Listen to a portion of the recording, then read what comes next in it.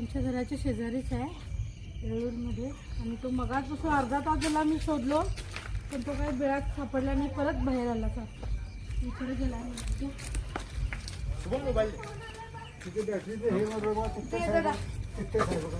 मोठी जरा चांगली टॉर्च द्यायची.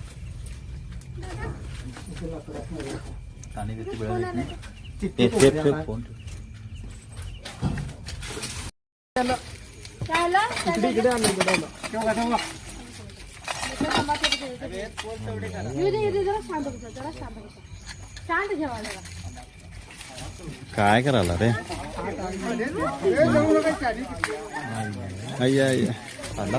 हवाय काढलं लाई मोठा सांगितलं लाई मोठा ए कडेच वाचून काढ त्याचे रील्स काढलं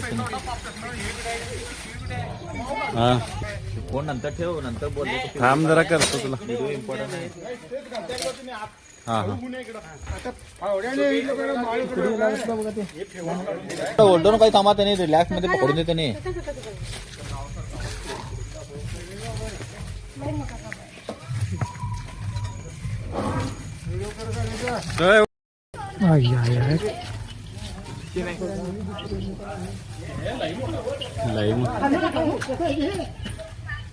मोबाईल मध्ये व्हिडिओ येईना अभि जरा पाठीमागे की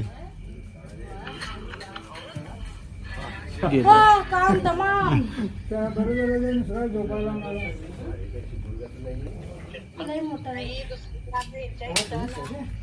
माहित नाही आमच्याच गल्लीत आहे आणि फार मोठा गुन्हा एवढा याच्या अगोदर कधी पकडला की नाही मला पण आठवेना कारण फार मोठा वजनदार गुन्हा आहे. माझी हाईट छोटी असल्यामुळे थोडा प्रॉब्लेम येते असे साप पकडायला काय नाही हँडल करायला येते. आणि बघू शकता त्यांनी राहतात कसं बघू शकता आमच्या घराच्या आजूबाजूला सुद्धा साप आहेत भरपूर मोठे. लोक म्हणतात की तुम्ही साप पकडणार आहे तुमच्या आजूबाजूला काय नसतील साप. तसं नसतंय. फार इथं मोठाच्या मोठा नाला जातोय त्यामुळे इथं जे आजूबाजूची घरं आहेत तिथं फार साप येतात. आणि यांचं गोठा आहे मगाशी तिथं अर्धा तास खांडून बघितलं तिथं गावलारी. त्याच्यानंतर मी घरी गेले त्याच्यानंतर अचानक आणि त्यांनी बोलवले आम्हाला त्यामुळे तिथं गावला बरं झालं. म्हणजे एक मनातली जी भीती असते ती गेली पूर्णपणे. भीती गेली म्हणता येत नाही कारण बाकीचे सुद्धा साप आहेत.